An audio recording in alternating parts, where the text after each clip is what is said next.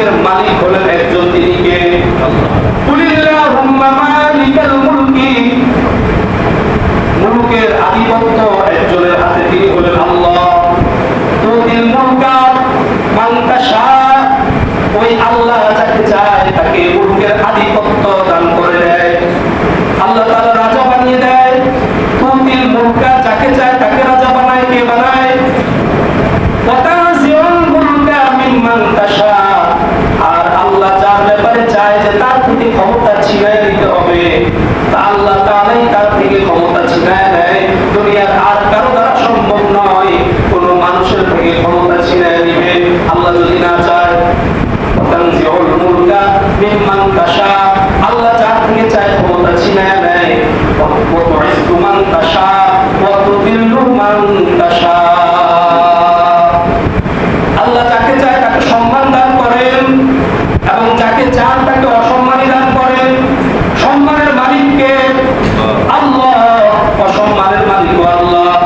আল্লাহ যাকে চাইবে তাকে সম্মান দিবে, যাকে চাইবে তাকে অসম্মান করবে। বিয়াদিকাল খায়র, সকল কল্যাণ আল্লাহর হাতে।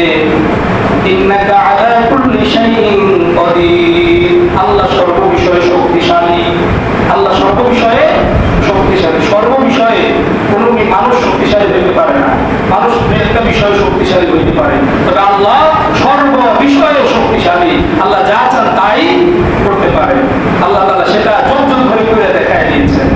তো মুহতারাম হাজিরিন, আজকের আলোচনার এক নম্বর পয়েন্ট হলো যে আমরা কখনো কারো প্রতি জুলুম করব না, রাজি আছেন ইনশাআল্লাহ? এবং আমরা জুলুমকারীকে সাহায্য করব না, রাজি আছেন ইনশাআল্লাহ? জুলুমকারীকে প্রতিহত করার জন্য আমরা সজাগ দৃষ্টি থাকবো, রাজি আছেন ইনশাআল্লাহ? মুহতারাম হাজিরিন, দুই নম্বর কথা হলো, বলেছি যে জালেম দাঁড় করায় দেয় আল্লাহ। কে দাঁড় করায়? আল্লাহ। কেন? লিল ইমতিহান, পরীক্ষার জন্য। আল্লাহ তাআলা মানুষকে পরীক্ষার জন্য জালেম দাঁড় করায় দেয়, অপরাধী দাঁড় করায় দেয়, গুনাহগার দাঁড় করায় দেয়, এটা পরীক্ষার জন্য। আল্লাহ রাসূল জনাব মুহাম্মদুর রাসূলুল্লাহ আমাদের একমাত্র মডেল, এটা মনে রাখতে হবে। আমাদের মডেল কে? মুহাম্মদুর রাসূলুল্লাহ, তিনি আমাদের আদর্শ, তিনি আমাদের কি আদর্শ? আল্লাহ রাসূল জনাব মুহাম্মদুর রাসূলুল্লাহ। আপনারা ইনশাআল্লাহ রবিউল আউয়াল থেকে আলোচনা শুরু হবে এক মাস পরে। রাসূলুল্লাহ সাল্লাল্লাহু আলাইহি ওয়াসাল্লাম যখনই বলেছেন লা ইলাহা ইল্লাল্লাহ ওয়া আনা রাসূলুল্লাহ, আমি আল্লাহর রাসূল, আল্লাহ ছাড়া কোনো ইলাহ নেই, এই কথা বলার পর থেকে নিয়ে 13 বছর পর্যন্ত আরবের মক্কার কাফেররা, জালেমেরা আল্লাহর রাসূলের উপরে এত বেশি জুলুম করেছে, এত বেশি জুলুম করেছে। 13 বছরের জুলুম যদি এক জায়গায় রাখা হয়, এরপর থেকে যত জালিম শাসক এসেছে মানুষের উপরে জুলুম করেছে, ওই জুলুমগুলো যদি আরেক পাল্লা রাখা হয়, রাসূলুল্লাহ সাল্লাল্লাহু আলাইহি ওয়াসাল্লামের 13 বছরের জুলুম অনেক বেশি হবে ওই জুলুমের থেকে। এত বেশি জুলুম রাসূলের উপরে করেছে, এমন কোন জুলুম নাই যেটা করে নাই। সব ধরনের জুলুম আল্লাহ রাসূল জুলুমের শিকার হয়েছে।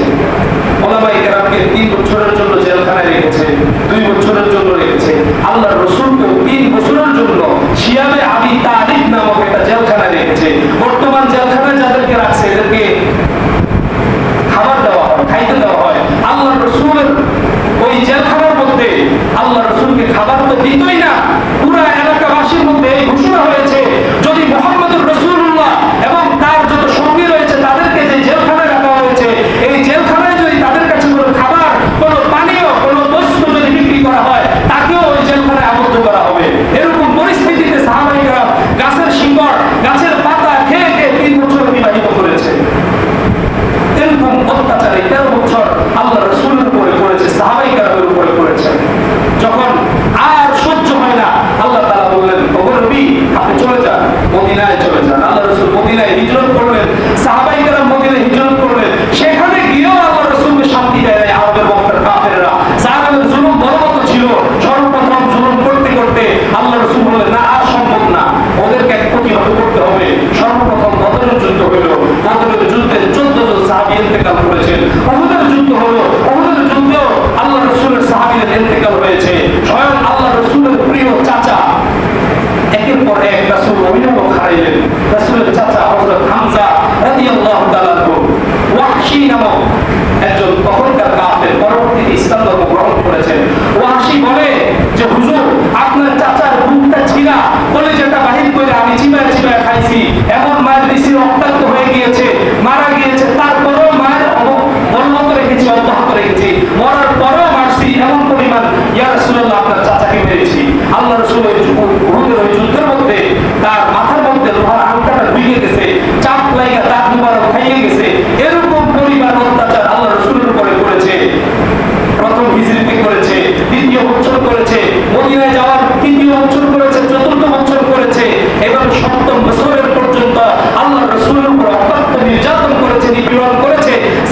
জুলুম অব্যাহত রেখেছে।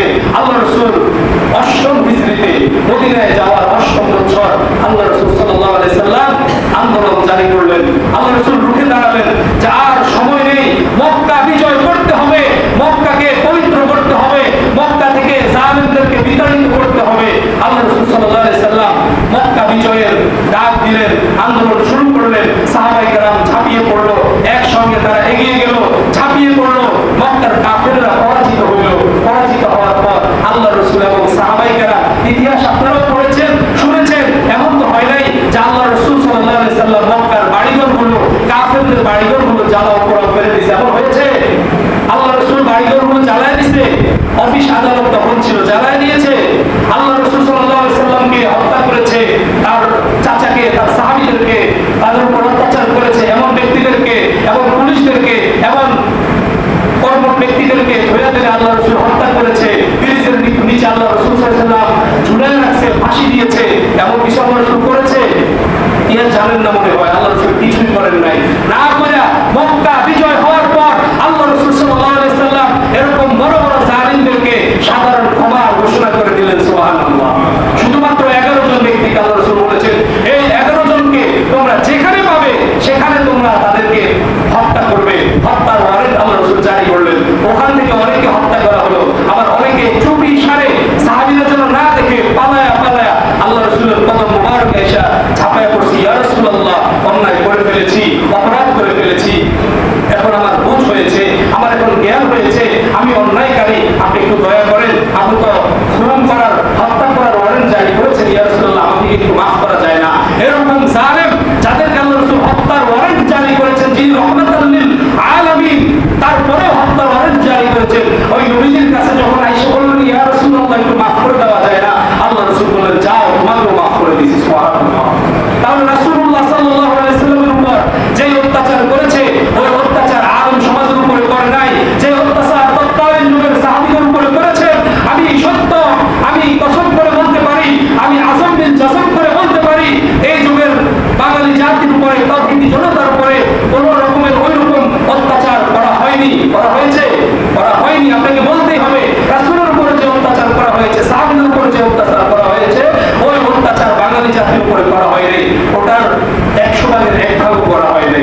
তাহলে আল্লাহ রাসূলের আদর্শ হলো, তিনি ক্ষমার ঘোষণা করে দিয়েছেন, তিনি জান মালের নিরাপত্তার ঘোষণা দিয়েছেন, যে একজন কাফের, একজন মুশরিক, একজন জালিমের মালের উপরে, তার সম্পদের উপরে, তার জানের উপরে যেন আঘাত না হয়, আল্লাহ রাসূল তাদের এই জান মালের নিরাপত্তার জিম্মাদারি নিয়ে নিয়েছেন।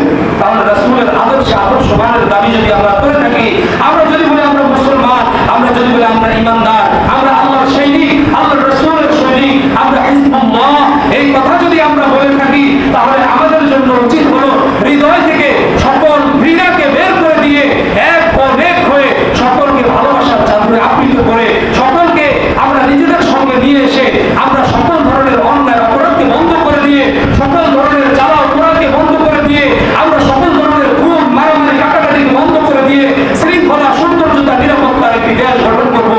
রাজি আছেন ইনশাআল্লাহ? আমরা এটা চাই কি চাই না? আমরা এটা চাই। আমরা আমাদের সঙ্গে যারা সম্পৃক্ত রয়েছে, আমাদের উপরের পর্যায়ে, তাদের উপরের পর্যায়ে, তাদের কাছে এই মেসেজ আমরা পৌঁছায় দিতে চাই যে আপনারা এইসব জ্বালাও পোড়া, এইসব অন্যায় অপরাধ বন্ধ করেন। যারা জুলুম করেছে তাদের সঙ্গে তাল মিলিয়ে যদি তাদের থেকে ক্ষমতা ছিনিয়ে নিয়ে আমিও যদি জুলুম করি, তাহলে কেমন হয়ে গেল?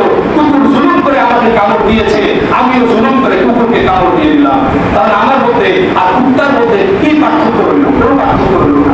কুকুরের কাজ কুকুর করেছে, কামড় দিয়েছে পায়ে, মানুষ হয়ে আমার জন্য সেটা শোভা পাবে যে আমিও কুকুরের পায়ে কামড় দেবো? এজন্য আমাদেরকে সকল ভেদাভেদ ভুলে যেতে হবে, সকল জুলুম ভুলে যেতে হবে। পিছনের দিকে তাকানোর সময় নেই, আমরা সামনের দিকে আগাইতে চাই, যাতে করে আর কোনো জালিম জুলুমের গদিতে সে বসতে না পারে। এর জন্য আমাকে রুখে দাঁড়াইতে হবে, এর জন্য আমাকে কথা বলতে হবে, এর জন্য আমাকে সতর্ক থাকতে হবে। এটা হলো আমার কাজ, সামনে আগানো।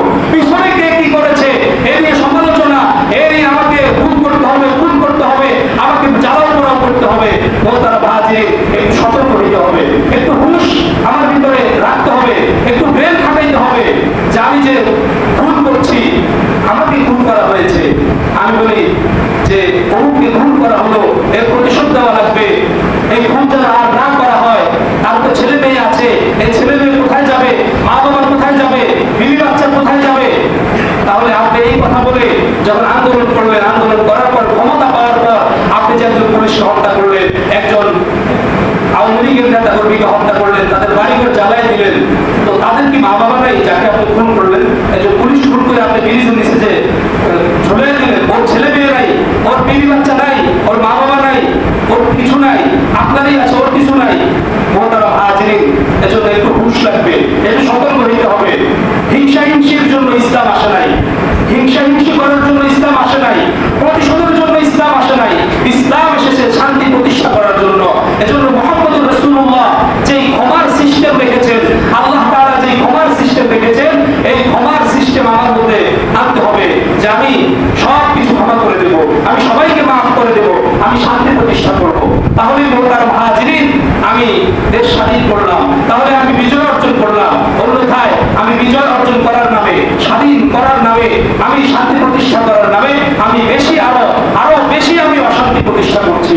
এজন্য মোহতারাম হাজিরিন, আমাদেরকে সর্বপ্রথম যে কাজটি করতে হবে যে আল্লাহ তাআলা আমাদেরকে অত্যাচারের জিনজির থেকে মুক্তি দান করেছেন, আমরা আল্লাহ তাআলার শুকরিয়া আদায় করে আলহামদুলিল্লাহি রাব্বিল আলামিন, ওই রব্বে কারীমের জন্য প্রশংসা আমরা করব ইনশাআল্লাহ।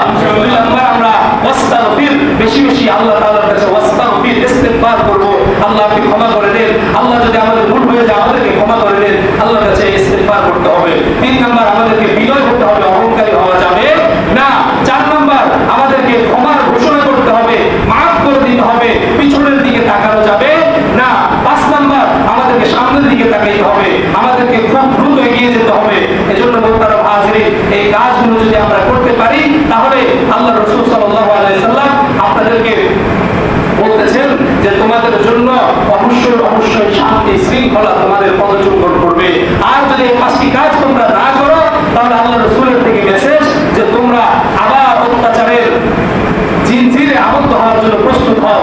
আবার এর থেকেও বড় এবং ভয়ঙ্কর শাসক, ভয়ঙ্কর জালেম তোমাদের জন্য আমি আল্লাহ রাব্বুল আলামিন প্রতিষ্ঠিত করে দেব, দাঁড় করায় দেব। এজন্য মোহতারাম হাজিরিন, যে পাঁচটি পয়েন্টের কথা বলেছি, এই পাঁচটি বিষয় আমরা আমল করব ইনশাআল্লাহ। তাহলে ইনশাআল্লাহ সুম্মা ইনশাআল্লাহ আমরা আমাদের এই বাঙালি জাতির জন্য শান্তি বলবৎ থাকবে, অব্যাহত থাকবে। অন্যথায় এই শান্তি আল্লাহ তাআলা উঠায় নেবে, আবার অশান্তি আমাদের জন্য বিরাজমান করবে। এজন্য আল্লাহ তাআলা আমাদেরকে পূজার তৌফিক দান করুন। সকলে বলি আমিন। আমরা সবাই ভাই ভাই, আমরা সবাই কি ভাই ভাই, আমরা সবাই মুসলিম।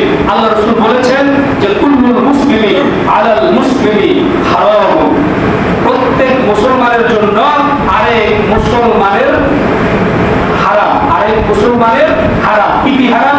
দামুহু ওয়া মালুহু ওয়া ইরজুহু, মুসলমানের রক্ত, ওয়া মালুহু তার সম্পদ, ওয়া ইরজুহু তার সম্মান। এই তিনটি জিনিস এক মুসলমানের জন্য আরেক মুসলমানের হারাম।